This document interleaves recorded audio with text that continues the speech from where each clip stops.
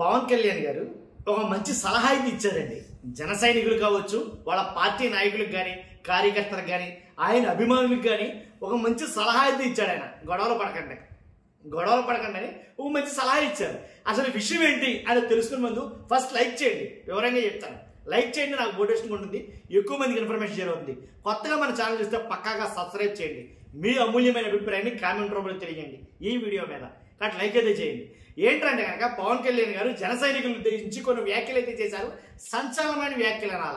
ఆంధ్రప్రదేశ్లో కులాలకు సంబంధించి కుట్రలు జరుగుతున్నాయి. కుట్రలు జరుగుతున్నాయి. కులాల మీద రాజకీయం చేయాలనుకున్నారు. కుట్రలు లేపి దాంట్లో రాజకీయంగా లబ్ధి పొందాలని చూస్తున్నారు. కాబట్టి వాళ్ళ ఉచ్చులో మీరు పడవద్దు, వైసీపీ ఉచ్చులో మీరు పడవద్దు ఇండైరెక్ట్గా. కాబట్టి కుల రాజకీయాలు చేయాలనుకుంటున్నారు అనేది కొన్ని మాటలు మాట్లాడారు.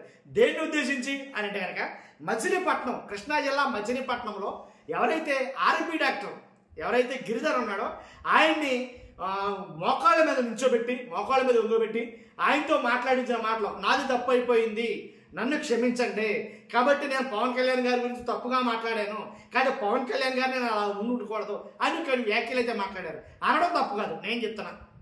ఏమని అనాలి? ప్రశ్నించడం తప్పు కాదు, నీ నోటుకు వచ్చినట్టు బూతులు తిట్టడం తప్పు. కానీ ప్రశ్నిస్తే తప్పేం కాదే. ప్రశ్నిస్తే కొట్టి చంపేస్తారా? చంపరగా ప్రశ్నించవచ్చు. ఏమని?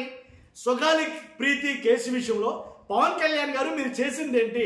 సుగాలి ప్రీతి విషయంలో కానీ పవన్ కళ్యాణ్ గారు మీరు హామీ ఇచ్చారు కదండి ఆ తల్లికి, మా ప్రభుత్వ హయాంలో సుగాలి ప్రీతి కేసు విషయం ఖచ్చితంగా మేము ఛార్జ్ తీసుకుని దాంట్లో ఏంటనేది నిజాలు బయట పెడతాం, కాబట్టి ఒక తల్లిగా నేను న్యాయం చేస్తానమ్మా అని చెప్పారుగా. నా చెల్లెలు లాంటిది సుగాలి ప్రీతి అని ఆయన చెప్పారుగా. మరి ఆ సుగాలి ప్రీతి కేసు ఎందుకని ఇప్పుడు చేతులు దులిపేసుకున్నారు? ఎందుకని ఆ కేసుని అలా వదిలేశారు అని అడగడంలో తప్పేం లేదే. ఆ తల్లి అడిగింది, ఆ తల్లి తరపున చాలా మంది అడుగుతున్నారు, అది తప్పులేదు. కానీ అంతకు మించి మాట్లాడితే తప్పే నన్ను అడిగితే కనుక.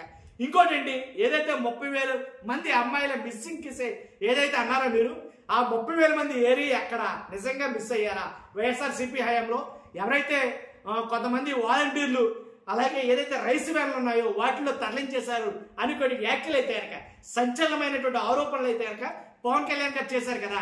మరి ఆ 30,000 మంది అమ్మాయిలు ఏరి అని అప్పుడు అడుగుతున్నారు, ఇప్పుడు అడుగుతున్నారు. దాంట్లో తప్పేం లేదే. ప్రశ్నించడం తప్పు కాదు, ప్రశ్నిస్తే కొట్టి చంపేస్తారా? కాబట్టి ఒక కుట్ర జరుగుతుంది అని పవన్ కళ్యాణ్ గారు అన్నారు.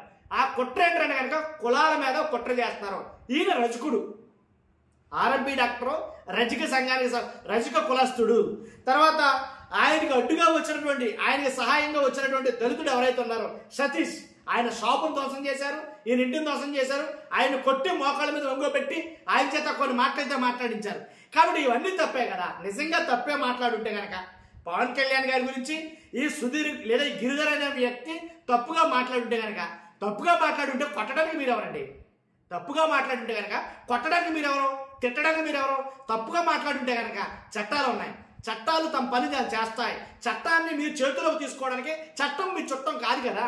మరి అలాంటప్పుడు చట్టాన్ని మీరు ఎలా చేతుల్లో తీసుకుంటారో, మీరు ఎలా ఒంగోబెట్టి నమస్కారాలు దండాలు పెట్టిస్తారో, మీరు ఎలా షాపులు ధ్వంసం చేసేస్తారో, లా అండ్ ఆర్డర్ లేదా ఆంధ్రప్రదేశ్లో?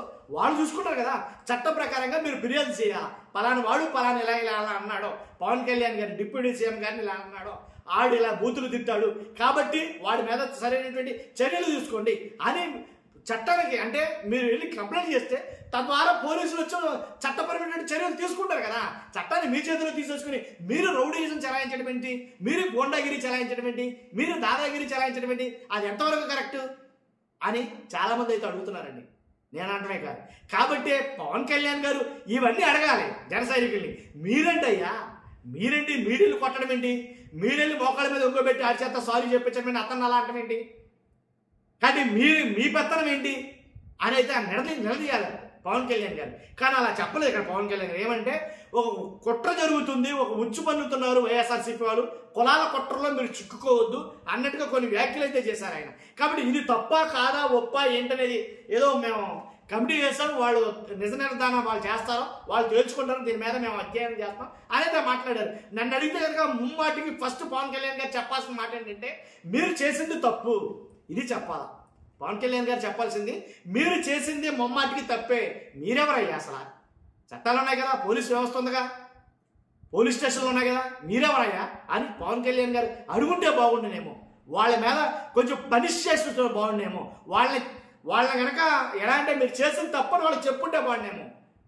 లేదంటే కనుక ఇదే ప్రతిసారి ఇదే రిపీట్ అవుద్ది. ఎవరిష్టానుసారం వాళ్ళ రెచ్చిపోతారు కదా. అంటే వాళ్ళు మాట్లాడింది ఏంటంటే, వైఎస్ఆర్సీపీ నాయకులు పేరు నాని గారు మాట్లాడింది ఏంటంటే, వాళ్ళ కులాలు అంటే తక్కువ కులాలకు సంబంధించిన వాళ్ళు కాబట్టి మీరు ఇళ్ళకి వెళ్ళిపోయినారో, తక్కువ కులాలకు సంబంధించిన వాళ్ళు కాబట్టి మీరు వాళ్ళ షాపులు ధ్వంసం చేసేస్తారో, అంటే తక్కువ కులాలకు సంబంధించిన వాళ్ళు కాబట్టి మీరు ఏమన్నా వాళ్ళు ఏం చేయలేరు కాబట్టి మీరు మీ దాదాగిరి చెలాయిస్తారో, అదే వేరే ఉన్నత కులాలు అయితే మీరు వెళ్ళేలా కొట్టగలరా, మీరు వెళ్ళేలా మోకాళ్ళ మీద నుంచోబెట్టించగలరా, మీరు వెళ్ళేలా షాపులు ధ్వంసం చేయగలరా, చూస్తూ ఊరుకుంటారా వాళ్ళు అని పేరు నాని గారు అన్నారు. కాబట్టి ఇక్కడ కులాల ప్రస్తావన ఎందుకు వచ్చిందంటే కనుక వాళ్ళిద్దరి గురించి వచ్చింది. కాబట్టి పవన్ కళ్యాణ్ గారు అనేది ఏంటంటే కనుక ఈ రకంగా మీరు ఉండొద్దు అనేది నాకు మాట్లాడడం జరిగింది. ఏది ఏమైనప్పటికీ ఖచ్చితంగా జరిగింది తప్పే, నన్ను అడిగితే మొమ్మాటిగా కూడా.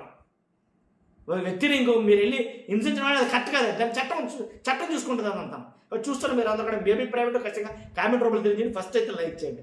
కొత్తగా మన ఛానల్తో పక్కాగా సబ్స్క్రైబ్ చేయండి. Thank you very much.